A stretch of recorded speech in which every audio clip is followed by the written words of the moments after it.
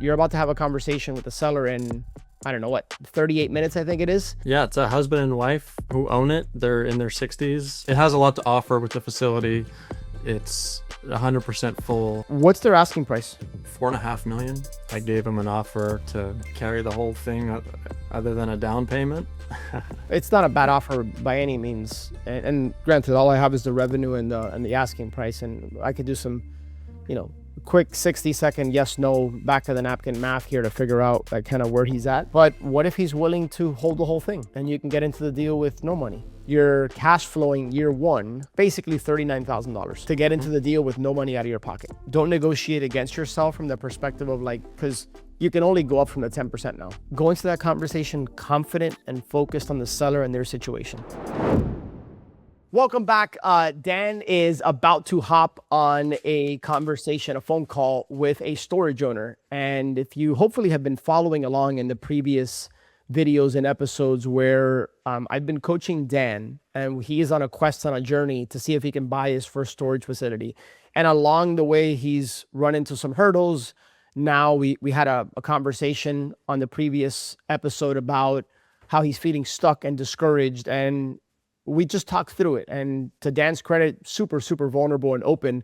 And I think it's all about now how he shifts his energy and taking that belief he has in himself and making sure that he shows up with contagious enthusiasm. And so I want to talk about this deal, Dan, that you're about to have a conversation with the seller in, I don't know what, 38 minutes, I think it is. And so let's just take 10, 15 minutes and let's give me a snapshot and overview. What I think is most important, the first thing I want to always know is that I don't want the particulars of the storage deal. I want the particulars of the storage owner. What is their current situation? Why are they selling? Give me some context and background as to how you and the other storage winners came across this opportunity. Just give me a quick snapshot on that before we actually dive into the facility, and maybe I can give you some tools, some things that you can take into that conversation to get what you need in order to figure out if you can help this person or not. Yeah, it's a husband and wife who own it. They're in their 60s, and they are heavily tied to the ministry. The couple has a son who they want to get more involved in the ministry. He's currently a pastor or the level just below that, and they want him to take the next step in that. And to do that, they want to sell their storage facility, and they're not in a rush to sell, but they see that as something that's coming up in the not too distant future. And they're in a stage right now where it would be a comfortable time for them to sell to somebody. So they're not super motivated, but they do have a plan for life after self-storage, and it involves selling the facility. So it's something they do want to do. And it's a husband and wife I've been in touch with for 3 years now. And wow, I've been talking to both of them, and they're both super nice people. And I've had great conversations, long phone conversations with them. It's a really nice looking facility, and it's well kept, and it's a town that is very unsophisticated as far as the competition, the self-storage facilities in the surrounding area. And by unsophisticated, I mean their operations are not as up to date as they could be, and many of them don't have websites. They don't claim their Google business profile. I'm not sure even a single one of them, maybe one in a 5-mile radius, has claimed their business profile on Google Maps. And so that always makes me a bit excited inside, knowing the competition hasn't done that. Yeah. So it has a lot to offer with the facility. It's 100% full, and that's kind of a rundown. Okay, perfect. In terms of the, and I was writing some notes here, in terms of the husband and wife, their situation, I love the fact that they have a clear vision about what they want to accomplish. The fact that you have been, I mean, going back to our last conversation, how I told you, you have a level of stick-to-itiveness and persistence like very few have. You have been cultivating this relationship for 3 years. Okay. So clearly they know, like, and trust you. There's an element of that. Otherwise, there's no way you would have had numerous conversations over the course of 3 years. So amazing job there. That speaks to your follow-up system. That speaks to just you staying amazing. Before we talk about the actual deal, this is something they've been thinking about for 3 years, or when you initially reached out to them, they didn't want to sell, but you just continued to follow up. How long have they been thinking of selling? And have you asked a question about what the ideal timeline looks like for them? Like, when is it they want to sell and transition to focus on the church and the ministry? Ever since the first conversation I had with him, they've been open to an offer. They haven't felt pressure to sell. Time has gone on, and they've gotten closer to that ideal timeline for them. I don't know the exact timeline that they would prefer, but just gathered that it's time where they're serious about, if they get the right offer, they'll pull the trigger. Okay, super important. Whenever you communicate with the Yeah. seller, I always ask about timeline. Hey, Dan, just curious, what's the ideal scenario for you? What's like your picture perfect situation in terms of timeline, in terms of what you're looking to get out of this facility? Like, tell me a little bit about your plans and your goals. You can dress that up and frame it however you want, but essentially that's the gist of it. The majority of the time, I'm asking more questions about them and their situation, and then I will eventually transition to get the few key pieces of information I need about the actual storage facility, the unit mix, the current rates, the revenue, occupancy, things of that nature, right? Repairs, like how age of the roof, things like that. Like, I don't need that much information, in fact, 1 or 2 data points that I could evaluate and underwrite the deal. But I'm more interested in the seller situation because that's going to help shape and craft an offer based on what they tell me. And the way that you get them talking is just by asking open-ended questions and then not being lazy. And I'm not accusing you of this, but just in general, not being lazy to just accept the surface level answer. So I want you to find out, ask that question when you connect with them, because I think it's still a very relevant question. You know, hey, Mr. and Mrs. Seller, just from a timeline perspective, like, what's the ideal scenario for you? I know you're not in a rush, and I like to, when I know they're not motivated, by the way, I like to throw that out there, because I'm going to take away one of the arrows from their quiver that they're going to probably fire back at me. Hey, I know you're not in a rush, and that's awesome. That's great. It just gives you more options. But if it were up to you, like, when would you like to sell? When would it be most convenient for you to sell, so that you can now insert benefit, insert what they want? I didn't just stop there. When would it be most convenient for you to sell? Stop. That's a way you can ask it. It's certainly not the better way. Dan, when would it be convenient for you to sell so that you can shift your energy, attention, and focus towards growing the ministry and spending more time with your son and your wife in the church? You see what I'm saying? Like, now I'm tying what they want to what's getting in the way. Awesome. That's how you have to think about it and frame these questions. What is it? But by the way, the only reason I know that is because I asked you the question, what does the seller want? And you did a good job of getting that information. Now I want you to use that information in subsequent conversations.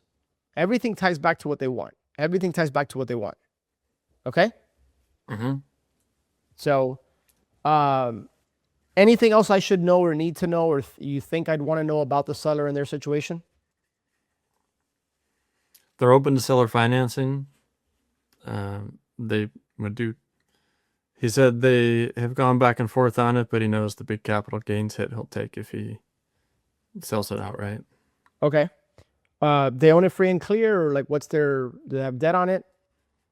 I believe they own it free and clear. They've owned it for, I think, like 2 decades. Okay. Are there any pain points with the facility for them? Is it causing them headaches or problems in any way? Management, tenants, anything? It sounds like it's running really smoothly. You said they've never had a break-in, Okay. and it just doesn't seem like they have that many issues with it. Okay. Okay. Got it. And did you ask the question though? It's like, because one thing I like to do is I'll just ask them flat out. It's like, hey, is there anything that's been less than ideal or has been a challenge or has been an issue when it comes to the storage facility, either on the management operation side or just the physical buildings themselves? I'll just ask them flat out. Right.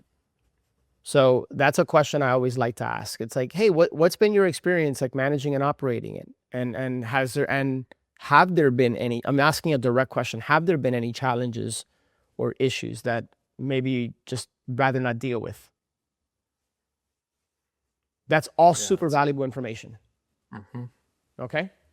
All right, beautiful. So you'll ask some of those questions when you talk to them here in less than half an hour. There's a lot of things that I heard that I like. Unsophisticated operators in the market. That means you should feel very confident that you could be the leader in that market if you're able to buy the facility. They're 100% full, which means they're probably not charging enough.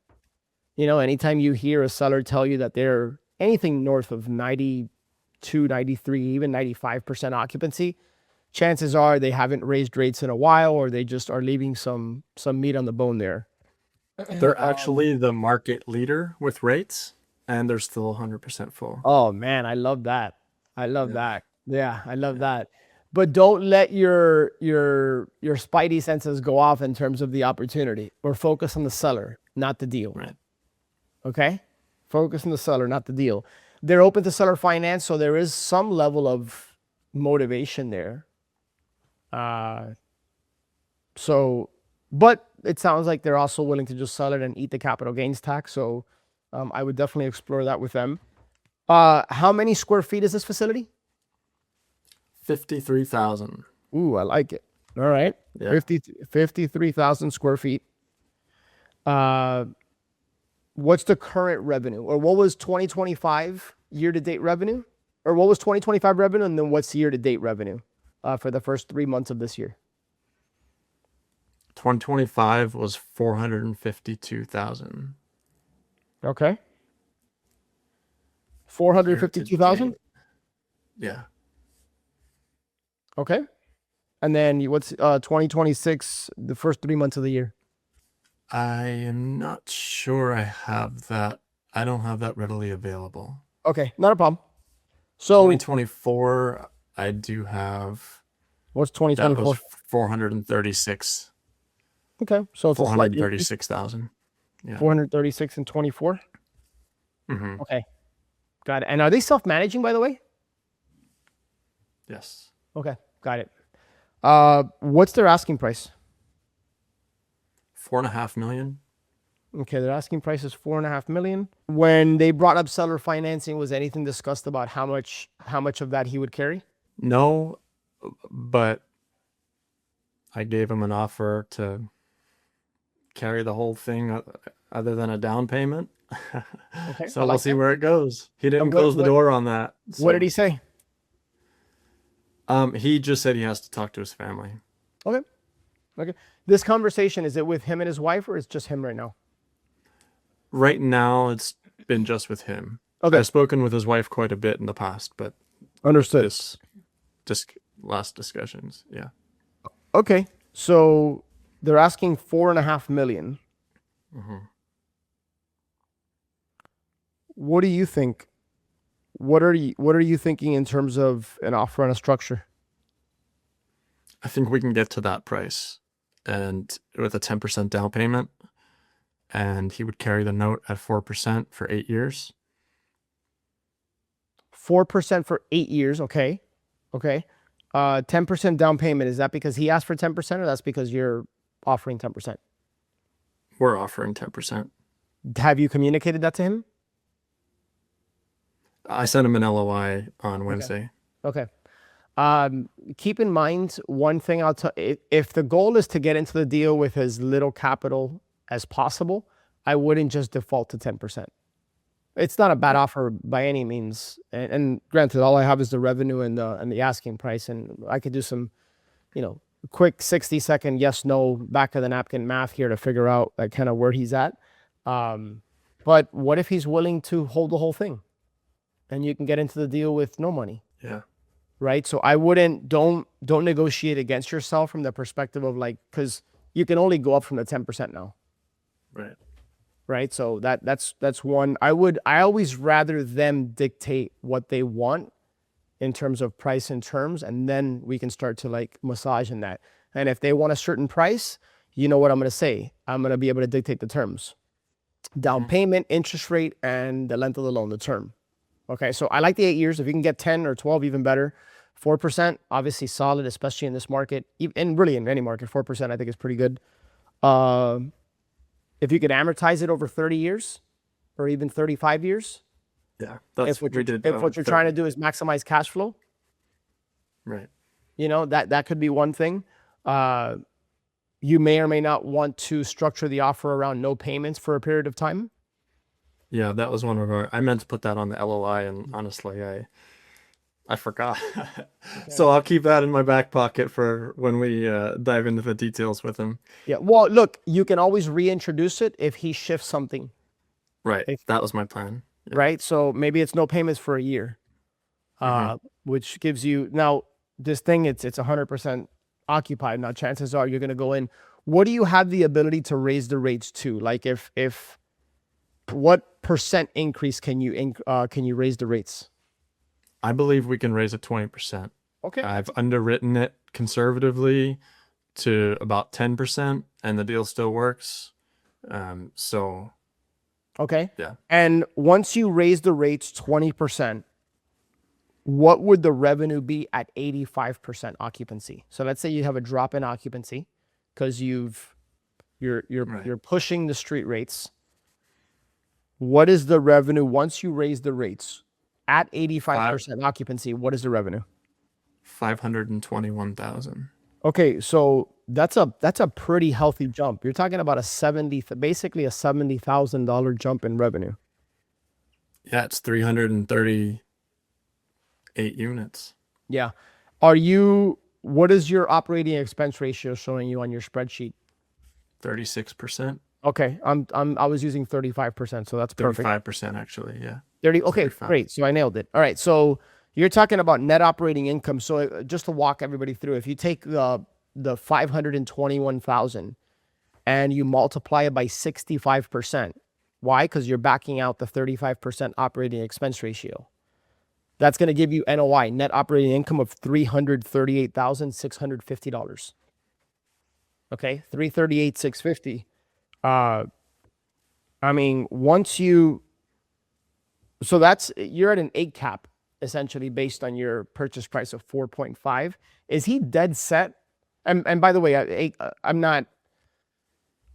The cap rate is one of the metrics that matter essentially, right? We got to look at the debt service coverage ratio. Obviously, we got to look at the revenue, expenses, the NOI, the debt service coverage ratio, and the cap rate. Those are the metrics that matter. Is he dead set on that 4.5? That's what he said ever since my first conversation with him.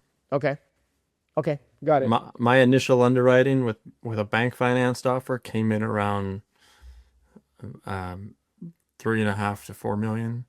So let's say that he were to finance 4.5 million times 90%. He's going to finance 4,050,000 at 4% interest, and let's say we can get him to amortize it over 30 years. Okay. So we are talking.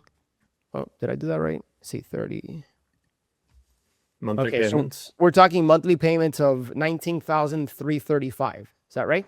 Exactly what I have. Okay. So $19,335 annualized. So you're talking $232,000 in debt service payments. And then we talked about if you're able to get the revenue to 521,000 and you back out, so you're at 338. So Dan, you're talking $106,000 in cash flow. Year one. Yeah, baby. $106,000 in cash flow year one. Now, granted, we got to account for the let's paint the full picture. You got to account for the 10% down, correct? Right. So that's 450 grand you need to get into the deal. Mm-hmm. All right, where's that 450 coming from? Investors. Okay, so you're not going to raise debt, you're going to raise equity. So you're going to get I'm not sure which way it makes the most sense. well, it's a math equation like, coupled with what yeah, go ahead. It looks like it could afford a private money lender at 12% interest only payments. I'm just not sure. I'm not sure what the best way to go about it is. Which way would be better? Well, if you get a private lender to give you 12% money, 450 grand, let's just call it 500 grand because you're going to need some money to get into the deal. So Right. let's say 500 grand at 12%. Our cash close is 560. 560. Okay, so 560 at 12% money, 560, so 560,000 times 12%. That means your annual debt service payments, to the lender is 67,200. When you back that out of your 106 NOI, I'm sorry, your 106 cash flow, you're cash flowing year one, basically $39,000 to get into the deal with no money out of your pocket. Yeah. Okay. Now there's also 4 of you in this deal. Is that right? Right. Okay. So, obviously that eats into that. But either way, I mean, as long as you like the demographics, as long as you like the market, the supply and demand is there, it seems solid. Now, I'd like to also see like what could this deal be worth in the future, right? Because I don't have the projections of like what is year 1, year 2, year 3, year 4. Like what does this deal look like 5 years out? Yeah, it'll be a $5 million property in 5 years. So Okay. there's not a lot of it's not an upside play, right. right? And Cash flow long-term hold play. it's a cash flow long-term hold play, which knowing that you're going to want to get the longest term possible, I think 8 years is healthy and respectable. If you can squeeze 10 to 12 or 10 to 15, I think you'll be in an even better position to give yourself more future upside. So whenever we look at deals, I always like to look at it. Is it an upside play? Is it a cash flow play, a hybrid play? The structure of the deal is going to obviously dictate and determine a lot of that. Now, I would also run this like, okay, you ran it with a debt partner. Now, because you have so many people, I don't know that you can afford another equity partner. Maybe, but if you're gonna have somebody come in with $560,000, they're gonna want a nice chunk of that. 40%, 30% of the equity. Well, it's not so much remember, there's not a whole lot of equity there though. So yes, they're gonna want a piece of the equity, but where they're gonna make their money is on the cash flow, right? Right. Because if in 5 years, if you're buying it for 4.5 and you're telling me the facility's worth 5 million in 5 years, that debt's got to get paid off. There's not 500 grand. There's not a whole lot to go around there. Right. For 5 people, right? So if you're at 100, what's the cash flow by the end of, what's the cash flow year 1, year 2, year 3? So you're at cash flow after debt service is 112,000. That's year 2. 27. That's year 1. Year 1 is 112,000. Yeah, year 2 is 127. Year 3 138. Okay, so check this out. I just added those 3 up. That's $377,000 worth of cash flow at the end of 3 years. For somebody to put in 560 grand, what's a reasonable return for them? Because they're going to participate, depending on how you structure it. And remember, you could, if need be, if you and your partners don't need the depreciation, you can offer them more depreciation if they're a high income earner, and that could help sweeten the deal for them. Depending, you may not have to do that, but it's just something you can have in your back pocket if you don't necessarily need the depreciation. Yeah. Right? So $377,000, that's an average of $126,000 in cash flow a year. Okay?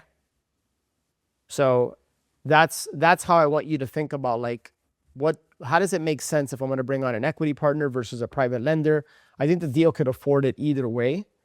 But I'd like to see you get the longest term possible. It'd be great if you can get no payments for a period of time. The interest rate is fine. I like the deal a lot more if you can get it closer to 4. You know, We would too. if you can, no, granted, and of course, like, I don't mean it like, well, duh, obviously but it's not really an upside play, at least through 5 years. Now, if it's an 8-year term, what does the deal look like in year 6, 7, 8? But if you can get it as close to 4 as possible, I think you're giving yourself more breathing room there. Because keep in mind, you're likely going to have 6 to 7% cost of sale. If you hire a broker, pay 5%, couple points in closing cost, you know. So like, let's say you sold this thing for $5 million in 5 years, times 94%. Let's just back out 6% cost of sale. You're at 4.7 million. And then I don't know what your pay down is, your principal pay down over those 5 years. But let's say you've paid down a couple $100,000. You know, not so you're talking $400,000 worth of gains there that you're going to be. Yeah.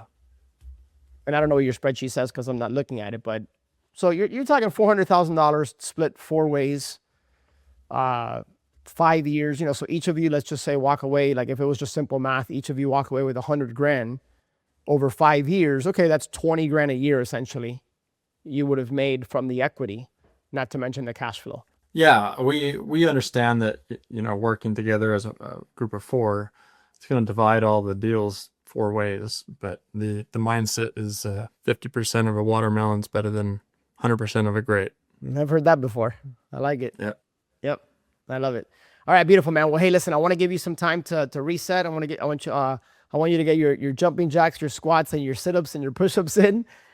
Stand up and, man, go into that conversation confident and focused on the seller and their situation. Yeah. All right? That's awesome. All right, man. Well, hey, sure. Let me know when that conversation's done. Let's hop back on, and then let's just recap what that conversation went like, the takeaways, how you showed up. I want you to be hyper aware of that. Less focused on capturing every bit of information and more focused on the seller. Yeah. Okay? Right on. All right, brother. Go get it. All right, and for everybody else, make sure you're subscribed on the YouTube channel, on the Storage Wins podcast on Apple and Spotify, and make sure you plug back in to hear how the conversation with the seller went. I mean, 53,000 square feet, over $400,000 in annual revenue, open to seller financing, talking $100,000+ worth of cash flow, actual cash flow year 1. Sounds pretty good. Sounds pretty enticing. So let's see where this deal potentially goes. All right. Talk to you soon. All right. Sounds good. See ya.